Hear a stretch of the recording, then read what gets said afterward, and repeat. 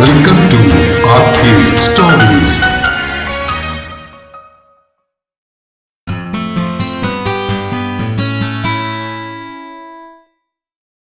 പ്രിയ പ്രണയിനി ഭാഗം 67. രചനയും അവതരണവും രഘുദാസ് കാട്ടുങ്കൽ. പുലർച്ചെയുള്ള തണുപ്പ് മുറിയിലാകെ നിറഞ്ഞു നിൽക്കുന്നുണ്ടായിരുന്നു. രാവിലെ എഴുന്നേറ്റ് വാഷ്റൂമിൽ പോയി ഫ്രഷ് ആയി തിരികെ വരുമ്പോഴും ദേവൻ നല്ല ഉറക്കത്തിലാണ്. പുതപ്പിനുള്ളിൽ ചുരുണ്ടുകൂടി കിടക്കുന്ന അവനെ കണ്ടപ്പോ ഗൗരിയുടെ ചുണ്ടിൽ ഒരു പുഞ്ചിരി വിടർന്നു. അവൾ പതുക്കെ അരികിലേക്ക് ചെന്ന് നെറ്റിയിലേക്ക് വീണ് കിടക്കുന്ന അവന്റെ മുടി ഇഴകളെ വിരലുകൾ കൊണ്ട് മെല്ലെ ഒന്ന് ഒതുക്കി വെച്ചു. ആ കവളിൽ സ്നേഹത്തോടെ ഒരു ഉമ്മയും നൽകിയ ശേഷം അവൾ നേരെ അടുക്കളയിലേക്ക് നടന്നു. അടുക്കളയിൽ നല്ല ചൂട് ദോശയുടെ കൊതിയൂർന്ന മണം പരന്നിരിക്കുന്നു. വിലാസിനി അമ്മ ദോശ ചുടുന്ന തിരക്കിലാണ്. ഇന്ന് ദോശയാണോ? അവരുടെ അടുത്തേക്ക് ചെന്നുകൊണ്ട് ഗൗരി ചോദിച്ചു. അത് കേട്ട് വിലാസിനിയമ്മ അവളെ തിരിഞ്ഞൊന്ന് നോക്കി. അവരുടെ മുഖത്ത് ഇഷ്ടക്കേട് ഒരു കൊട്ടയോളം ഉണ്ടെന്ന് ഗൗരിക്ക് ഒറ്റ നോട്ടത്തിൽ തന്നെ മനസ്സിലായി. അവളൊന്ന് ഇളിച്ചു കാട്ടി. കുളിച്ചില്ലേ നീയെ? വിലാസിനിയമ്മയുടെ ചോദ്യത്തിൽ ചെറിയൊരു ഈർഷ്യ കലർന്നിരുന്നു. ഓ ഇല്ലമ്മേ, നല്ല തണുപ്പല്ലേ, അവൾ നിഷ്കളങ്കമായി മറുപടി പറഞ്ഞു. അത് കേട്ടതും വിലാസിനിയമ്മയുടെ ഭാവം മാറി. ഈ തറവാട്ടിലൊക്കെ പെൺപിള്ളേരെ കാലത്ത് എഴുന്നേറ്റ് കുളിച്ചു കഴിഞ്ഞ് അടുക്കളയിൽ കയറാറുള്ളൂ, പ്രത്യേകിച്ച് വിവാഹം കഴിഞ്ഞ പിള്ളേര്.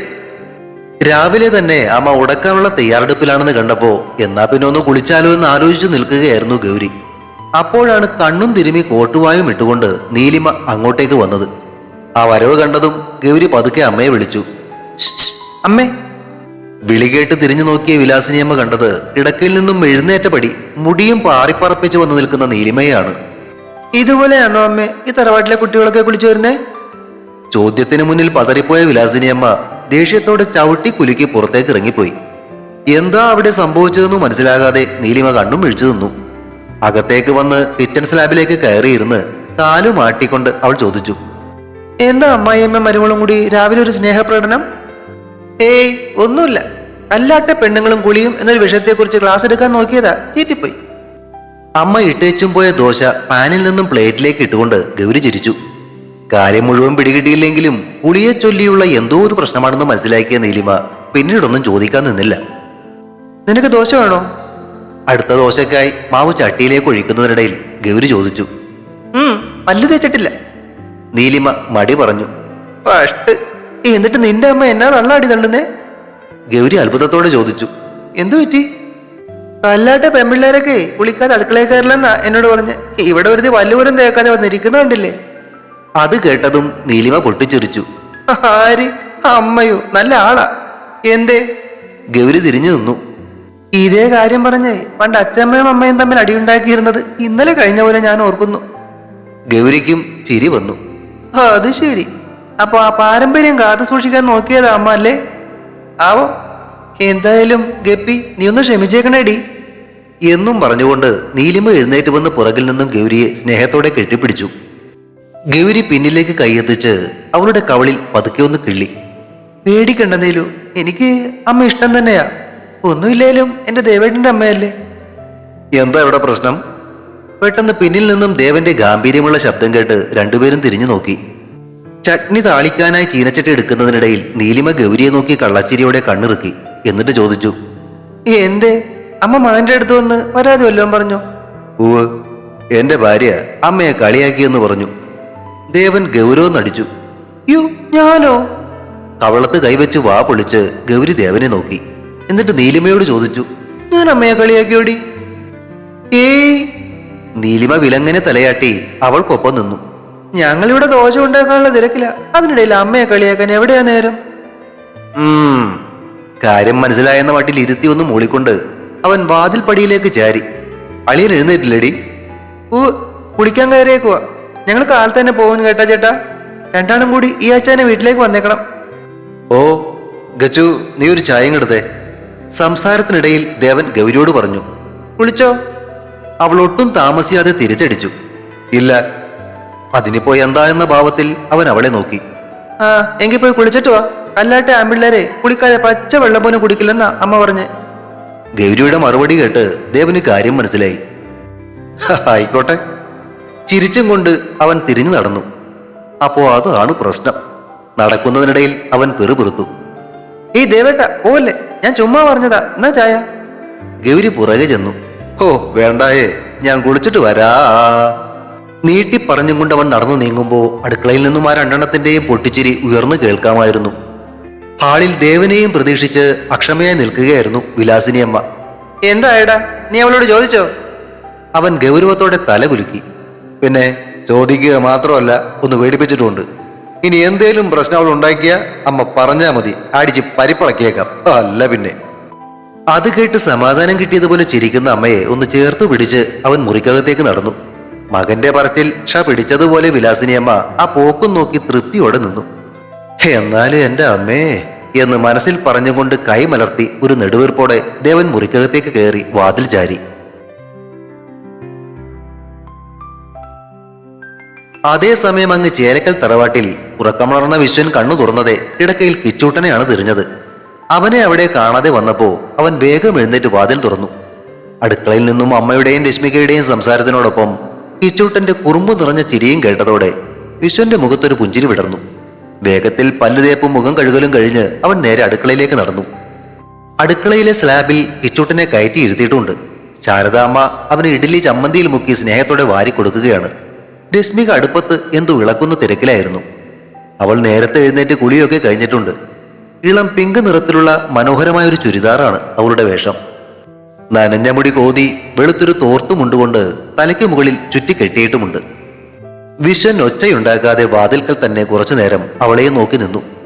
പിങ്ക് നിറത്തിലുള്ള ചുരിദാർ അവളുടെ ശരീരവുമായി വളരെ മനോഹരമായി ചേർന്ന് കിടക്കുന്നു. അവളുടെ ആ നിൽപ്പിന് വല്ലാത്തൊരു വശ്യതയുണ്ടെന്ന് അവന് തോന്നി. അടുപ്പിലേക്ക് അല്പം കുനിഞ്ഞുള്ള ആ നിൽപ്പിൽ അവളുടെ പിന്നഴക് അവന്റെ കണ്ണുകളെ വല്ലാതെ ആകർഷിച്ചു. അവളുടെ ഇടുപ്പിന്റെ നേർത്ത വളവും ശരീരത്തിന്റെ ഒതുക്കവും ആ വസ്ത്രത്തിൽ കൂടുതൽ വ്യക്തമായിരുന്നു. തോർത്തിനുള്ളിൽ നിന്നും പുറത്തേക്ക് ഊർന്നു വീണ ചില നനഞ്ഞ മുടിയിഴകൾ അവളുടെ വെളുത്ത പിൻകഴുത്തിലേക്ക് ഒട്ടിപ്പിടിച്ച് കിടപ്പുണ്ട്. അടുക്കളയിലെ ജനാലിലൂടെ നേരിയ കാറ്റ് വീശുമ്പോഴുള്ള ആ മുടിയിഴകളുടെ ഇളക്കവും വിശ്വൻ വല്ലാത്തൊരു പ്രണയത്തോടെ ആസ്വദിച്ചു. എത്ര കണ്ടാലും മതിവരാത്ത എന്തോ ഒന്ന് അവളിലുണ്ടെന്ന് അവന് തോന്നി. അച്ഛേ! പെട്ടെന്ന് വിശ്വനെ കണ്ടതും കിച്ചുട്ടൻ സ്ലാബിൽ നിന്നും എഴുന്നേൽക്കാൻ തിടുക്കം കൂട്ടി. കണ്ടോ, ഇപ്പൊ ഇങ്ങോട്ട് വരേണ്ട വല്ല കാര്യം ഉണ്ടായിരുന്ന വിശ്വ നിനക്ക്? ആ കൊച്ചു പകുതി പോലും കഴിച്ചിട്ടില്ല, ഇനിയിപ്പോ തിന്നല് കണക്കാ. തിരിഞ്ഞു നോക്കിയ ശാരദാമ്മ വിശ്വനോട് സ്നേഹത്തോട് ദേഷ്യപ്പെടുന്നത് കണ്ട് കിച്ചൂട്ടൻ കുഞ്ഞു കണ്ണുകൾ ഉരുട്ടി അമ്മമ്മയെ നോക്കി. അവനതത്ര പിടിച്ചിട്ടില്ല. പിന്നെ അമ്മമ്മ ആയതുകൊണ്ട് അങ്ങ് ക്ഷമിക്കുക എന്ന മട്ടിൽ അരയിൽ കയ്യും കുത്തി നിൽക്കുന്ന അവന്റെ ഇരിപ്പ് കണ്ട് വിശ്വന് ചിരി വന്നു. അവൻ വേഗം ചെന്ന് അവനെ വാരിയെടുത്തു. ഇങ്ങതാ, ഞാൻ കൊടുത്തോളാം. അവനെയും കൊണ്ട് വിശ്വൻ ഡൈനിങ് ഹാളിലേക്ക് നടന്നപ്പോ ശാരദാമ്മ ബാക്കി ഇഡലിയും ചമ്മന്തിയുമായി പിന്നാലെ ചെന്നു. നിനക്ക് ഇനി എന്നാ തിരുവനന്തപുരത്തേക്ക് പോകണ്ടേ? ഡൈനിങ് ടേബിളിന് മുന്നിലെ കസേരയിലേക്ക് ഇരുന്ന വിശ്വന്റെ മുന്നിലേക്ക് ആ പാത്രങ്ങൾ വെച്ചു കൊടുക്കുന്നതിനിടയിൽ ശാരദാമ്മ ചോദിച്ചു. ഇനിയിപ്പോ ഈ ആഴ്ച അവസാനം പോയാൽ മതിയാവും അമ്മേ. ആ കൊലപാതകത്തിന്റെ അന്വേഷണവുമായി ബന്ധപ്പെട്ട് പോലീസ് ഓഫീസേഴ്സ് എല്ലാം ഇവിടെ ഗസ്റ്റ് ഹൗസിലുണ്ട്. അന്വേഷണം കോർഡിനേറ്റ് ചെയ്യുന്നത് ഞാനാ. കിച്ചൂട്ടിന് ഇഡലി വായിൽ വെച്ചു കൊടുത്തുകൊണ്ട് വിശ്വൻ മറുപടി പറഞ്ഞു. ശാരദാമ്മ ഒന്ന് മൂളി. അടുക്കളയിൽ ഒരു സഹായത്തിന് നമുക്ക് ആരെങ്കിലും വെക്കണോ അമ്മേ? കിച്ചൂട്ടന് അടുത്ത ഉരുള കൊടുക്കുന്നതിനിടയിൽ അവൻ ചോദിച്ചത് കേട്ട് ശാരദാമ്മയുടെ മുഖം ചുളിഞ്ഞു. എന്തിന്? ഇത്രയും നാൾ ഞാൻ ഒറ്റക്കിടന്ന് പണിയെടുത്തപ്പോ നിനക്ക് ഇതൊന്നും തോന്നിയിട്ടില്ലല്ലോ.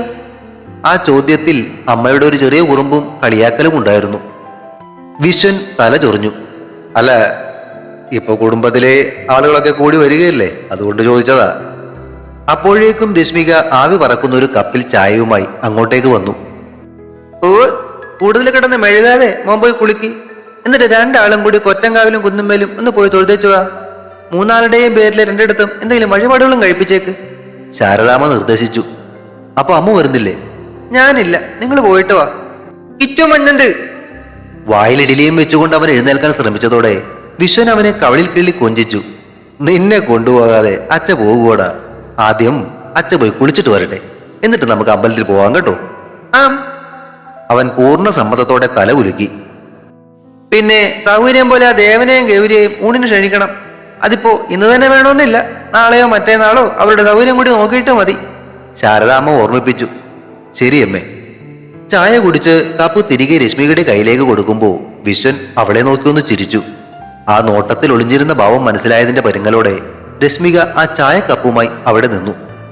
വിശ്വന്റെ ഔദ്യോഗിക വാഹനത്തിലായിരുന്നു മൂവരും അമ്പലത്തിലേക്ക് യാത്രയായത്.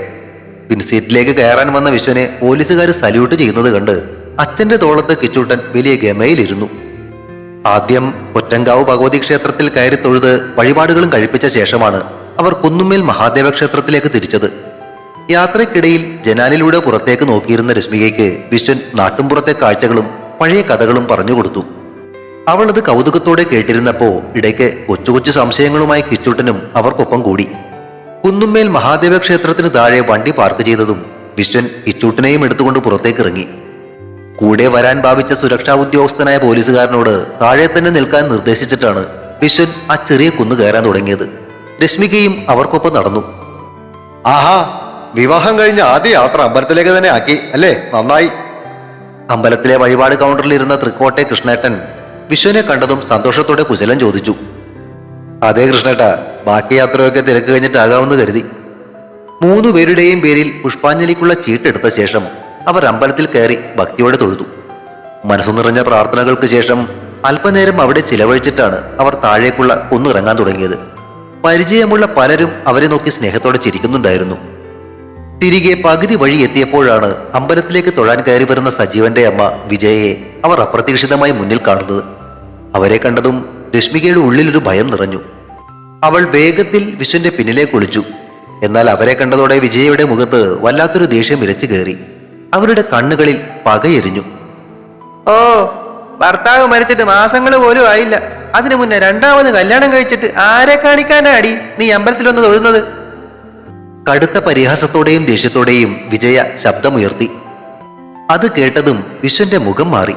അവൻ വലത് കൈ ചൂണ്ടിക്കൊണ്ട് അവർക്ക് നേരെ മുന്നിലേക്ക് കയറി നിന്നു. രശ്മിക ഇപ്പോ എന്റെ ഭാര്യയാ. ഇനി മേലാല് അവളോട് ഇതുപോലുള്ള വർത്തമാനം പറഞ്ഞാല് നിങ്ങളൊരു സ്ത്രീയാണെന്നൊന്നും ഞാൻ ഓർക്കില്ല. ഗാംഭീര്യമുള്ള ആ ശബ്ദം കേട്ട് വിശ്വൻ മുന്നോട്ട് വെച്ച ചുവടിന്റെ ശക്തിയിൽ വിജയ ഭയത്തോടെ അല്പം പിന്നിലേക്ക് മാറിപ്പോയി. പെട്ടെന്നുണ്ടായ ബഹളം കേട്ട് വിശ്വന്റെ കൈകളിലിരുന്ന കിച്ചൂട്ടന്റെ കണ്ണുകളിലും ഭയം നിറഞ്ഞു. അവൻ അച്ഛനെ ഇറുകെ പുണർന്നു. വിജയ വിട്ടുകൊടുക്കാൻ തയ്യാറായിരുന്നില്ല. അവള് നിന്റെ ഭാര്യയൊക്കെ ആയിരിക്കും, പക്ഷെ നിന്റെ കയ്യിലിരിക്കുന്ന കൊച്ചേ എന്റെ കൊച്ചുമോനാ. അവനിൽ എനിക്കുള്ള അവകാശം നിനക്കില്ല. അത്രയും പറഞ്ഞുകൊണ്ട് വിജയ കിച്ചൂട്ടന്റെ നേരെ കൈ നീട്ടി. വാടാ മോനെ. വരില്ല എന്ന മട്ടിൽ വേഗത്തിൽ തലകുലുക്കിക്കൊണ്ട് അവൻ വിശ്വന്റെ കഴുത്തിൽ കൂടുതൽ മുറുക്കെ പിടിച്ച് ആ തോളിലേക്ക് മുഖമൊളിപ്പിച്ചു. അച്ചമ്മ പൊട്ടയാ, കിച്ചുത്തം പോവില്ല. അവൻ പേടിയോടെ വിശ്വന്റെ കാതിൽ പിറുപിറുത്തു. അത് കേട്ടതും വിശ്വൻ അവനെ തന്റെ കൈകൾക്കുള്ളിൽ കൂടുതൽ സുരക്ഷിതമായി അടക്കി പിടിച്ചു. എന്നിട്ട് വിജയെ ദേഷ്യത്തോടെ നോക്കി. അച്ചമ്മയേക്കാൾ കൂടുതൽ അവകാശം കൊച്ചിന്റെ അമ്മയ്ക്കാ. ആ അമ്മയാ പറഞ്ഞത് ഇനി ഒരിക്കലും നിങ്ങളുടെ വീട്ടിലേക്ക് ഇവനെ അയക്കില്ലെന്ന്. അതുകൊണ്ട് നിങ്ങൾ പ്രശ്നമുണ്ടാക്കാതെ പോകാൻ നോക്ക്. വിജയ അത് കേട്ട് പുച്ഛത്തോടെ ചിരിച്ചു.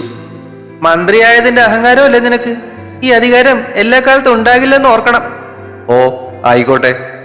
വിശ്വൻ തികഞ്ഞ നിസ്സംഗതയോടെ അത് തള്ളിക്കളഞ്ഞു. എന്നിട്ട് മറുപടിക്ക് പോലും കാത്തു നിൽക്കാതെ രശ്മികയുടെ കയ്യിൽ കൂട്ടിപ്പിടിച്ചുകൊണ്ട് അവൻ കുന്നിറങ്ങാൻ തുടങ്ങി. അവന്റെ കൈകളുടെ ബലത്തിലും ആ സാമീപ്യത്തിലും വല്ലാത്തൊരാശ്വാസം തോന്നിയെങ്കിലും താഴേക്കിറങ്ങുമ്പോൾ രശ്മിക ഇടയ്ക്കൊന്ന് തിരിഞ്ഞു നോക്കി. മുകളിൽ നിന്നും വിജയ അവരെ തന്നെ പകയോടെ നോക്കി നിൽക്കുന്നത് കണ്ടതോടെ രശ്മിക ഭയന്ന് ഒന്നുകൂടി വിശ്വനോട് ചേർന്ന് നടന്നു. ചിലതൊക്കെ ചില കാലം നല്ലതായി ഭവിച്ചിട്ടും സ്വയം പറഞ്ഞുകൊണ്ട് അവൻ കിട്ടിയ തക്കത്തിന് അവളെ തന്നിലേക്ക് ചേർത്ത് പിടിച്ചു. അവരെ നിനക്ക് അത്രയ്ക്ക് പേടിയാണോ? നടപ്പിനിടയിൽ വിശ്വൻ ചോദിച്ചു. ഇവരെയൊക്കെ പേടി എനിക്ക് രാജീവിനെയാ. അവളുടെ പതിഞ്ഞ ശബ്ദത്തിൽ നേരിയ വിറയലുമുണ്ടായിരുന്നു. അത് കേട്ട് വിശ്വന്റെ മുഖം ചുളിഞ്ഞു. അതാരാ? ഇവരുടെ ആങ്ങളയുടെ മാന. വല്ലാത്തൊരു വൃത്തികെട്ട സ്വഭാവം അവൻ്റേത്. പഴയ ഏതോ ഓർമ്മകളിൽ വെറുപ്പും ഭയവും അവളുടെ കണ്ണുകളിൽ നിഴലിച്ചു. അവളുടെ ആ ഭയത്തിന് പിന്നിലെ കാരണം മനസ്സിലാക്കിയതുപോലെ വിശ്വന്റെ പല്ലുകൾ ഞെരിഞ്ഞു. അവൾ അനുഭവിച്ച വേദനകൾ അവൻ ഊഹിക്കാൻ കഴിയുമായിരുന്നു. പേടിക്കണ്ട, ഞാനില്ലേ കൂടെ എന്ന് പറയാതെ പറയുന്നത് പോലെ അവൻ അവളെ ഒന്നുകൂടി തന്നോട് ചേർത്തു പിടിച്ച് താഴേക്ക് നടന്നു. കരുത്തുറ്റ കരങ്ങളുടെ സുരക്ഷിതത്വവും സ്നേഹവും അനുഭവിച്ചറിഞ്ഞതോടെ രശ്മികയുടെ മനസ്സ് ശാന്തമാകാൻ തുടങ്ങി. അവനോട് ചേർന്നുള്ള ആ നടപ്പ് അവൾ അറിയാതെ തന്നെ അവളുടെ മനസ്സ് ആസ്വദിക്കാൻ തുടങ്ങിയിരുന്നു. തുടരും. പ്രിയ പ്രണയിനി അടുത്ത ഭാഗം ഉടൻ പ്രതീക്ഷിക്കുക. സബ്സ്ക്രൈബ് ചെയ്യാത്തവരുണ്ടെങ്കിൽ ദയവായി സബ്സ്ക്രൈബ് ചെയ്ത് സപ്പോർട്ട് ചെയ്യണേ. കഥയ്ക്ക് അഭിപ്രായങ്ങളും ലൈക്കുകളും ഹൈപ്പും ഒക്കെ നൽകുന്നതിനോടൊപ്പം തന്നെ കഥയുടെ ലിങ്ക് കഴിയുന്നവർക്കൊക്കെ ഒന്ന് ഷെയർ ചെയ്ത് കൂടി കൊടുത്തേക്കണേ. Thank U.